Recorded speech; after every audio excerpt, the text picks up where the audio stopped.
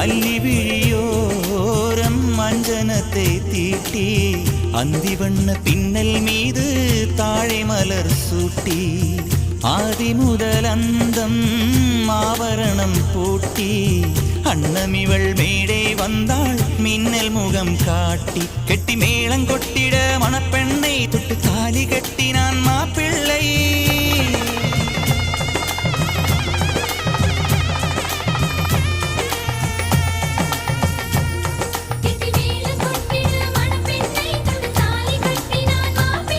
இந்த ஏழை நெஞ்சமும் நீ வாழ என்றும் பூக்கள் நீ வாழ்க